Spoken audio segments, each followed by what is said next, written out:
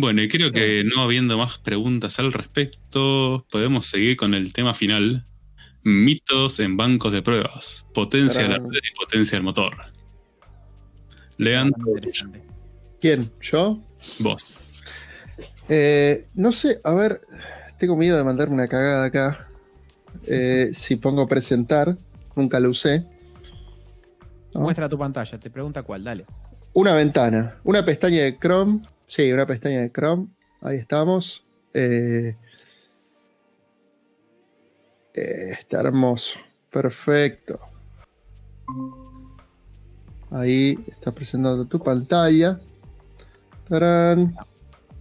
Listo. No veo yo que estoy mostrando, pero. Se ve Claro, perfecto. vos no ves. Ahí está, ahí lo vi, ahí lo vi. Estamos viendo.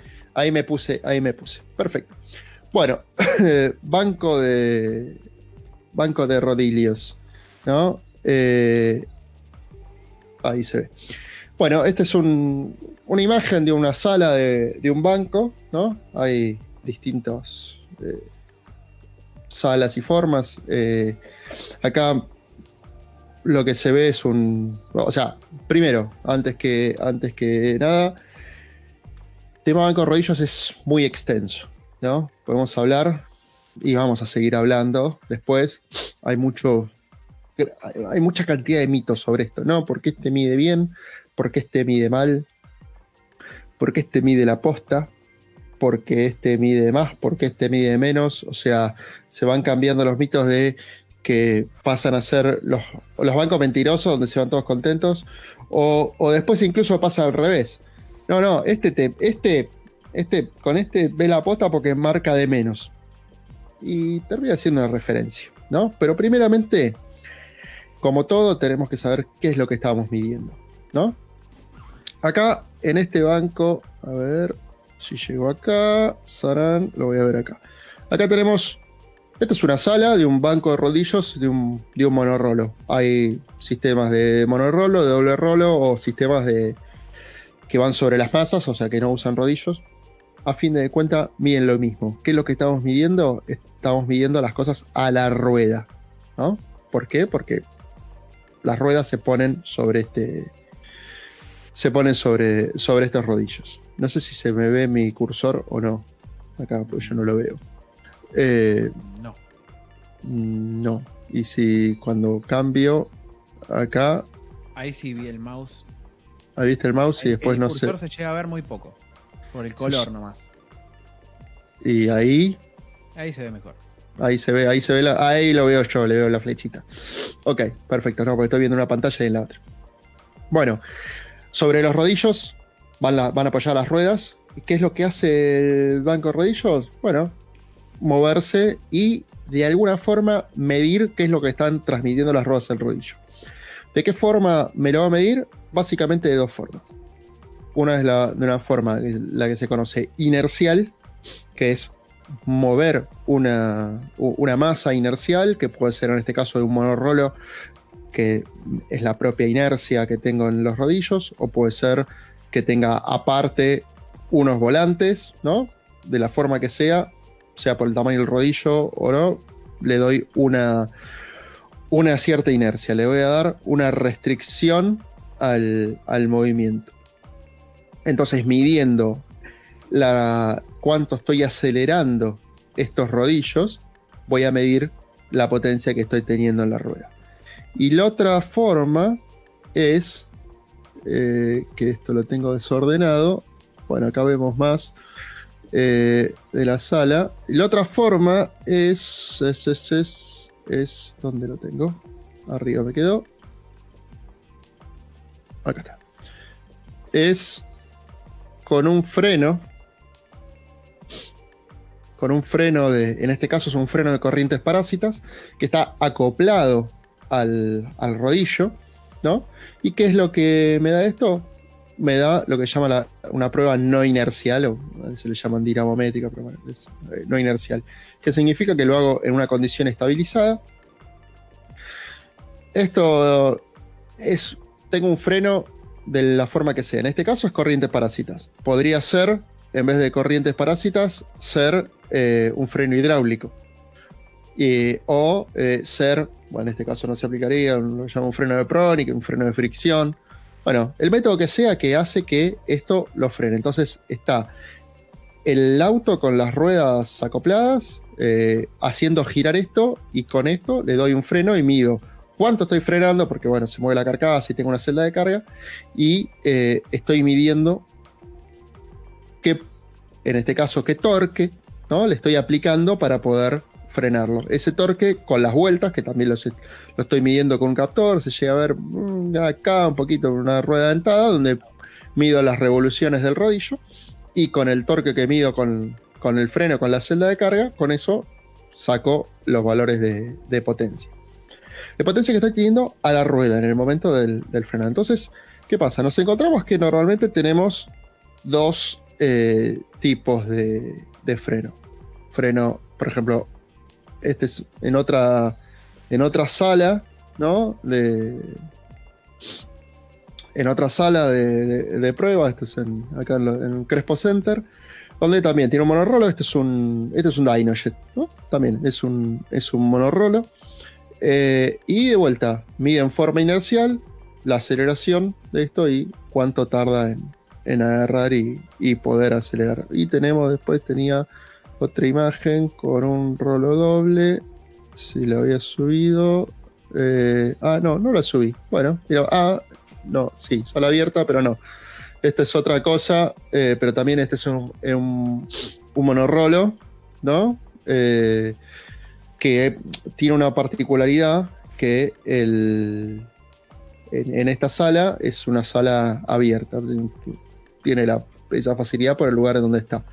En las otras imágenes, tanto en el de Crespo como en este, que se veía la puerta.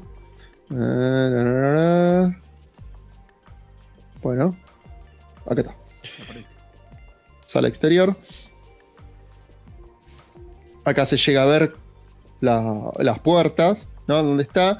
Esto va cerrado, es por una cuestión de insonorización, y tiene una inyección de aire y una extracción de aire. O sea, tengo una circulación de aire. En el otro caso, que es una sala, le llamo una sala abierta, simplemente inyecto aire y lo saco por la puerta.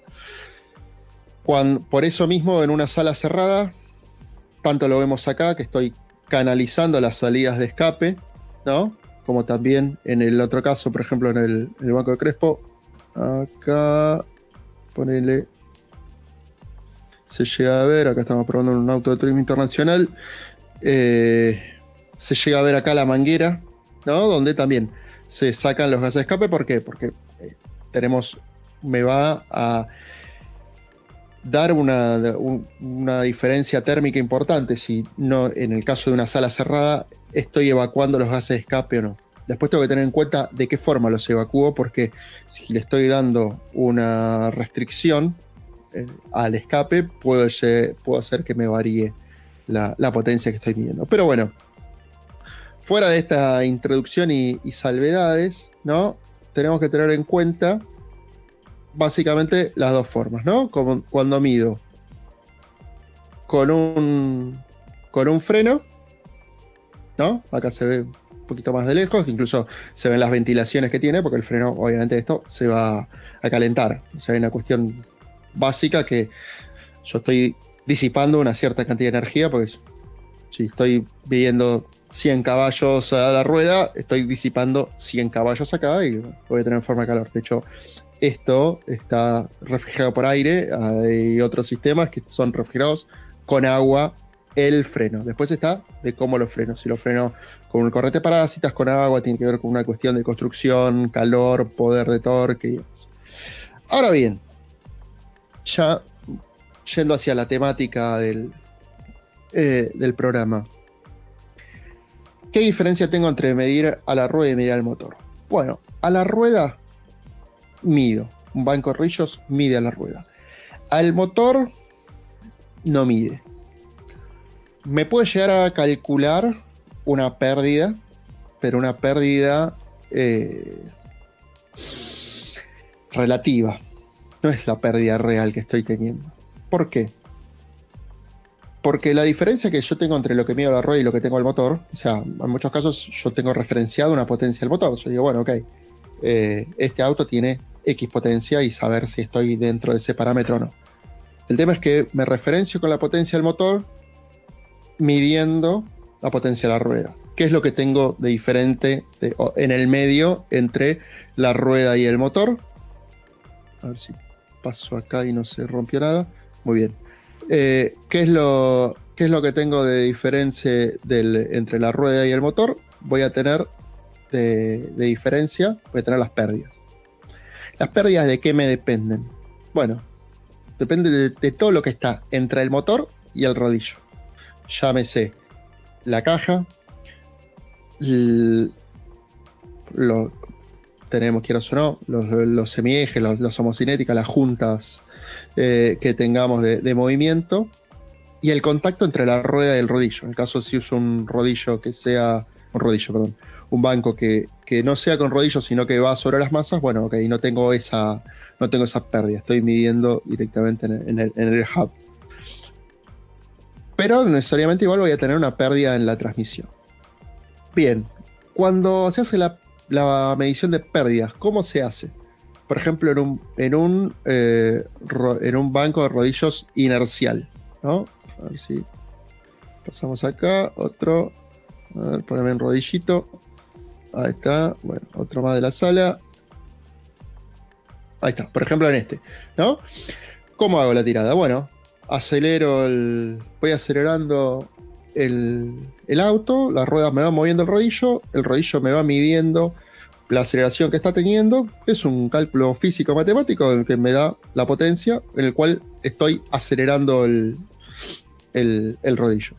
Y para las pérdidas, ¿qué es lo que hago? Lo contrario, desacelerarlo, ¿no? Pero desacelerarlo, ¿en qué condición? Con el motor desacoplado, ¿no? Y así si lo hiciese con el motor acoplado sería lo mismo. ¿Qué pasa? Ahí las pérdidas que estoy midiendo son pérdidas no de transmisión, sino más bien pérdidas de rodadura. O sea, la deformación y la pérdida que tiene la goma sobre el rodillo la tengo tanto acelerando como desacelerando, si bien la goma tiene una deformación, pero básicamente la tomo que está más o menos lo mismo. Las pérdidas internas de rozamiento de los rodamientos, tanto de rueda como de caja y demás, las voy a estar midiendo en desaceleración, pero no estoy midiendo la pérdida que estoy teniendo propia en la transmisión. ¿Por qué? Porque la pérdida que tengo propia en la transmisión depende de la potencia que estoy transmitiendo, ¿no? Cuanto mayor potencia estoy transmitiendo, mayor pérdida estoy teniendo en la transmisión. Y eso ocurre solamente en aceleración, no en desaceleración. O sea, no tengo forma de poder medirlo. Y acá después viene el problema en cómo calibro estos sistemas. Por ejemplo, esto que es un Dynojet viene ya calibrado, ¿no? Con su sistema, su método y demás. Listo, no lo puedo tocar. Pero vos tenés bancos donde le podés cargar, si bien se usa normalmente un valor y demás, donde le podés cargar un cierto valor de inercia. Por ejemplo, acá yo a este banco le digo, bueno, tengo una inercia de tal valor. Y normalmente, ¿cómo hacen para calibrar esto? ¿No? ¿Qué es lo que hacen? Miden con un auto. Con un auto, normalmente ponen un auto estándar y dicen, bueno, este auto tiene tanta potencia, ¿no? Ponele, estaba ahí la foto del Golf. Si decís, no, bueno, pongo un Golf que tiene, no sé, 200 caballos, yo sé que este estándar y demás, y va a tener esa potencia. Y entonces empiezo a ajustar mi factor de inercia para que me dé la potencia del motor. Pero ¿qué problema tengo? Yo lo que mido es la potencia de la rueda. Y la potencia de pérdida real que estoy teniendo, yo la estoy midiendo en desaceleración nada más. Entonces, no estoy midiendo lo real. ¿Qué me termina pasando? Que las pérdidas que yo mido son menores a las pérdidas reales. Con lo cual, ajusto valores para que con esas pérdidas menores y poder llegar al valor de potencia de motor declarada, termino teniendo valores a la rueda más elevados. ¿Cómo puedo hacer para calibrar correctamente? Que fue, por ejemplo, como se hizo en este banco, ¿no? Como este banco tiene un freno eléctrico y tiene la posibilidad de poder, vamos a poner de vuelta la imagen del eléctrico, tiene la posibilidad de poder frenar, ¿no? ¿Qué es lo qué procedimiento hay que hacer? medir con esto, que acá estoy midiendo, no estoy estimando, no estoy haciendo nada, estoy midiendo real, porque estoy midiendo con la celda de carga, estoy midiendo el torque frenante y estoy midiendo las revoluciones. Con lo cual tengo los valores de torque y potencia exactos que estoy teniendo en esa condición. Entonces lo mido en una condición o en un par de puntos, ¿no? Y luego ajusto ese valor de inercia, ¿no? ¿Para qué? Para hacer coincidir el valor de potencia que tengo la rueda. Me voy a encontrar que como tengo valores de pérdida menores, me va a dar que al motor tengo menos potencia de que me declare el auto. Pero ¿qué pasa? Es una cuestión de que no estoy midiendo, no tengo forma de poder medir correctamente la pérdida que estoy teniendo. ¿La pérdida me puede servir? Sí, ¿para qué? Y para ver otros problemas. Por ejemplo, me ha pasado un auto de rally de medir la pérdida y justo le habían cambiado la caja y uno ya tiene referenciado, así como hablábamos que el avance lo tenemos referenciado en cierto motor, uso tal valor de avance y demás, yo también tengo referenciado que de pérdida de rodadura voy a tener aproximadamente tal valor. Y si tengo un valor muy alto y tengo que sospechar que algo está pasando, como por ejemplo, no sé, me puede llegar a pasar que se me esté engranando una rueda, un caliper, ¿no? O que tengo un problema en la caja, ¿no? Que tengo un problema en la caja, que estén mal los rodamientos de la caja y esté teniendo más pérdida de la que realmente tengo. Y ahí sí, a ver, eso me está redundando que yo tengo la potencia del motor, tengo la misma, pero voy a tener menos potencia la rueda, porque tengo más pérdida de rodadura. No estoy midiendo, no puedo medir la pérdida que estoy teniendo de fricción interna de los rodamientos, pero sí la pérdida de rodadura y me sirve como referencia para ver si, bueno, ok, eso está bien, eso está mal. Hasta configurar alineación de palieres, un montón de cosas que puedo agarrar y medirlo considerando que lo tengo en desaceleración. Ahora hay cuestiones de que yo no estoy midiendo en aceleración, por lo cual no lo puedo medir en forma correcta. No sé si más o menos se viene entendiendo algo hasta ahora. Por las preguntas que hay, parece que sí. Yo creo que sí, hay algunas preguntas. Bueno, antes de pasar a la anécdota, ¿qué preguntar? No, por ejemplo, ahí Damián pregunta, ¿para calibrar uno puramente inercial no se puede con pesos calibrados hacerlo girar y medir el tiempo? Sí, pero no dejas de medir al potencia de la rueda. ¿Sí? Esa inercia te va a servir para saber la potencia de la rueda, pero para el motor no te sirve eso realmente. Sí, aparte hay una cuestión en que de esa forma, ¿cómo lo estoy calibrando? O sea, si yo quiero medir, le pongo un peso y en función de la inercia lo quiero calcular, pero estoy a otro régimen totalmente diferente a lo que es el funcionamiento, con el cual hay, por ejemplo, la pérdida interna del rodamiento no la estoy teniendo en cuenta ahí. Incluso lo tendría que probar también con carga sobre el rodillo. O sea, ¿qué pasa? El rodillo termina siendo una cuestión comparativa, ¿no? Como decía al principio, ¿no? La cuestión que se pone de moda de que no, porque este mide más, porque este mide menos, entonces es mejor. Resultados. Claro. A ver, primero, como una cosa que yo siempre digo, no existe, si bien, bueno, hay competencias de otra cosa, ¿no? Pero acá, por lo menos en el país, no hay carrera de banco rodillo. Salvo, no sé, en Instagram. Pero no hay carrera de banco rodillo de decir, no, bueno, tengo tanta potencia, más o menos. ¿Qué es lo que termina valiendo? Lo que hace. Lo que vale es lo que hace. Porque yo puedo agarrar y tener un montón de potencia fantasiosa porque tengo 500 caballos con 12,38 PSI y bárbaro, hermoso, felicitaciones. Y después el auto no hace un mínimo tiempo de nada.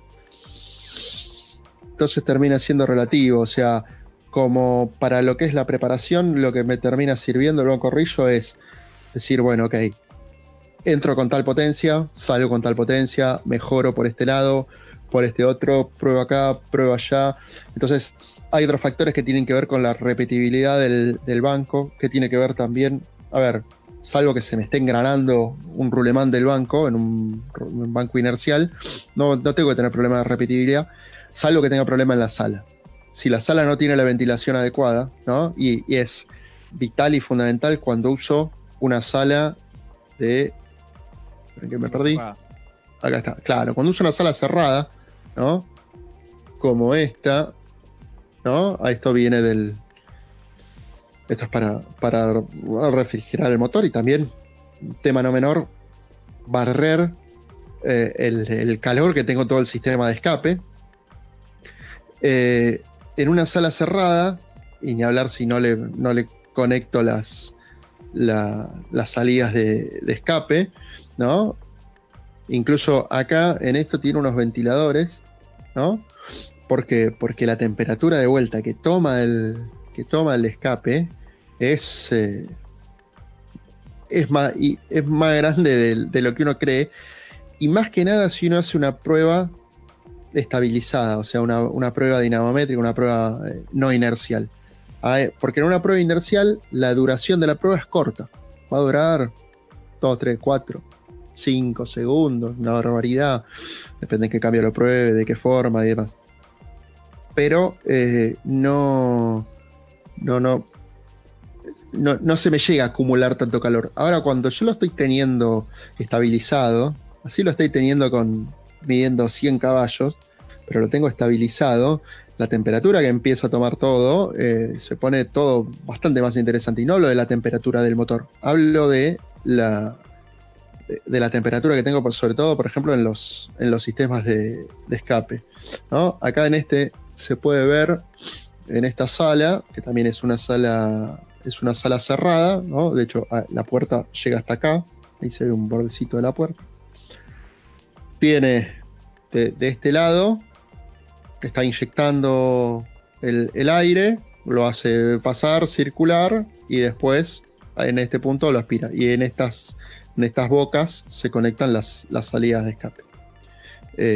Si tengo la posibilidad de tener un banco abierto, ¿no? Como de tener una sala abierta, no me es necesario o tener que canalizar los escapes, porque los puedo agarrar y los puedo barrer a los escapes, a los gases de escape. También es bastante complejo y extenso el tema de las salas. Yo la sala tendría que ser lo más angosta posible, por una cuestión de volumen desplazado, ¿no? y de barrido. Si yo tengo una sala muy grande, necesito mucho mayor caudal de aire para poder barrerlo que si la tengo más angosta, ¿no? O sea, de vuelta, no es que porque sea más grande es mejor, sobre todo porque yo la estoy ventilando. Si no tuviese una ventilación forzada, ahí sí, necesito un lugar grande. ¿Para qué? Para que no se me contamine. Si tengo una sala chiquita y tengo poca renovación, y bueno, se me va a contaminar. Y cuando se me contamina no solo con gases, sino que me toma temperatura, ¿no? Siempre es un punto importante medir la temperatura que estoy teniendo en la sala. Me va a pasar de que me varía entre distintas tiradas, y tal vez yo le estoy asociando a una cuestión del motor o de algo que esté pasando, y en verdad de la sala, y yo lo dejo ventilar, lo dejo que se renueve, lo dejo que se enfríe, y puedo volver a repetir en el caso de que lo esté repitiendo el auto.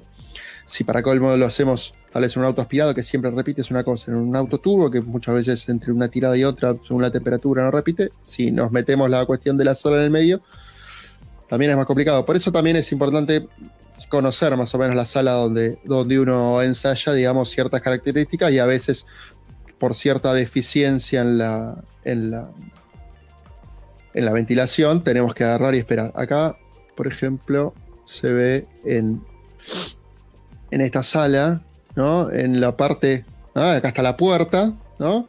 Estos son las conexiones que tiene para el escape, y acá en la parte de arriba, bueno, no se llega a ver por el contraste y demás, pero está la aspiración, ¿no? Está la aspiración porque en verdad eso era una tracción delantera, que me quedan las ruedas acá, inyecto por este lado y aspiro por acá. Pero en este caso, que si pongo una tracción trasera, que me va a quedar el auto mirando al portón, en este caso los tiene puestos reversibles, entonces puedo inyectar el aire por acá y aspirar del otro. En el caso del banco de Crespo, acá, bueno, justo las dos que tengo son de tracción trasera, pero la sala es suficientemente larga, la hicieron suficientemente larga para que en un trasera entre y en un delantera también entre, entonces en ese caso no necesito cambiar, digamos, el sentido de flujo. Siempre, digamos, el auto lo meto con la trompa para adentro, ¿no? No lo tengo que meter de cola, por una cuestión de dimensión de la sala. Pero bueno, básicamente esa es la diferencia que tengo en medir al rodillo, medir inercial y medir con freno. Bueno, acá le había puesto una imagen, ¿no? Bueno, nada, no vamos a poner a hacer ningún cálculo de nada, pero por eso lo resalte, ¿no?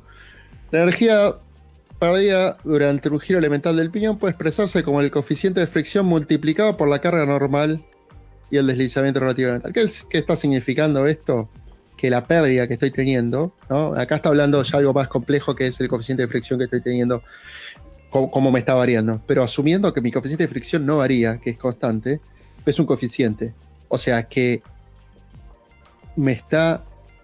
cuanto mayor carga le estoy dando, o sea, cuanto mayor potencia le estoy entregando, en verdad, mayor torque, mayor pérdida estoy teniendo. De hecho, no pude encontrar la imagen, ¿no? Porque nada, quedó perdida por ahí. Me parece que me quedó un disco rígido que murió. Y bueno, en algún momento la voy a recuperar. Pasó con un... bueno, acá puedo dejar de presentar. Sí, no me manda ninguna macada. Dejar de presentar. Ahí está. Me pasó en un auto, bueno, más que me pasó a mí, le pasó a un taller conocido mío, ¿no? Pero yo tenía contacto con el vehículo, que un motor aspirado, un auto aspirado, un Golf, que lo prueban y tenía poca potencia, ¿no? Bueno, tenía menos potencia de la que estaba referenciada para lo que era ese motor con ese tipo de preparación. Bueno, cambian las levas porque, bueno, eran levas de un fabricante local y demás. Y ellos, bueno, ok, vamos a probar y poner unas levas ya de afuera, también referenciadas. Mejora la potencia, pero seguía abajo en cuanto a la potencia que tenía que tener al motor. Tenía poca potencia la rueda. La pérdida estaba dentro del orden lógico, ¿no? Porque estaba... No acuerdo, tenía, por ejemplo, 14 caballos de pérdida, ¿no? Máxima, que es un valor lógico. Y... pero le faltaba potencia a la rueda y por consiguiente potencia al motor por la pérdida que tenía. Bueno, ese auto había tenido un tema, había pasado por un taller, por otro y demás, y en el medio nadie le había revisado el aceite a la caja, ¿no? ¿Qué estaba pasando? La caja se estaba engranando, pero engranando los engranajes. Los engranajes estaban engranando. De hecho, los engranajes quedaron como para afeitarse. Bueno, listo. Encontraron ese problema porque se agarró, de golpe se clavó la caja, ¿no? No tenía aceite, estaba todo violeta. Bueno, listo. Bueno, sí, cambiaron los rulemanos, cambiaron la caja directamente. Vuelven a probar, no le tocaron absolutamente nada en el motor y aparecieron los valores. Aparecieron los valores, subió el valor de potencia a la rueda y el valor de potencia, por consiguiente, el valor de potencia del motor. Y notablemente, el valor de potencia de pérdida medido que se mide en desaceleración varió, no sé, 2 caballos. No varió mucho. ¿Por qué? O sea, estaba midiendo menos a la rueda. ¿Por qué?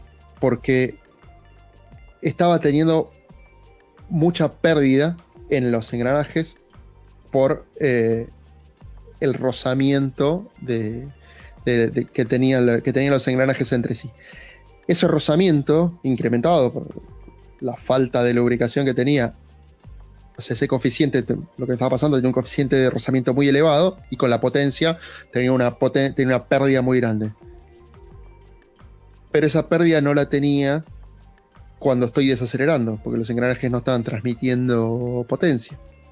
Entonces, ¿qué pasaba? En pérdida venía más o menos lo mismo.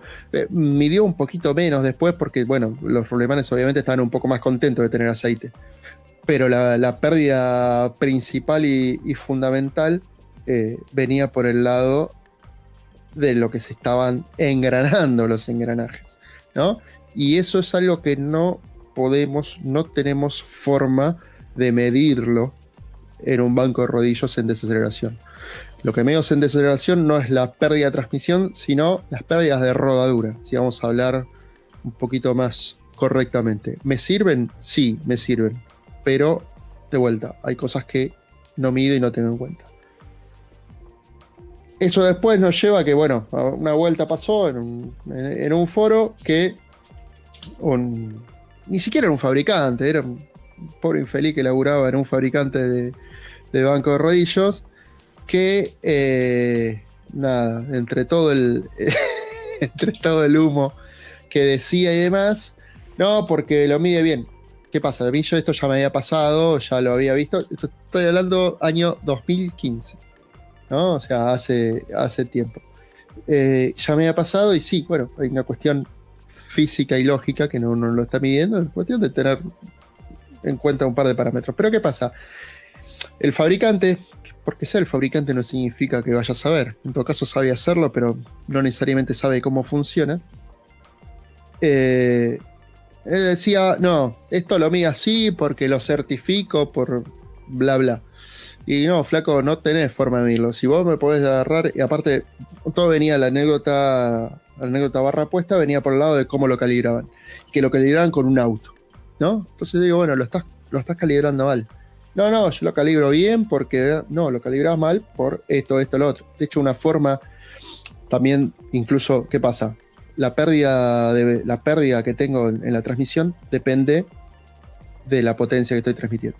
O sea, yo agarro un auto con turbo, lo pruebo con 10 PSI o lo pruebo con 35 PSI, la potencia que voy a medir de pérdida, ¿en cuánto va a cambiar? En nada.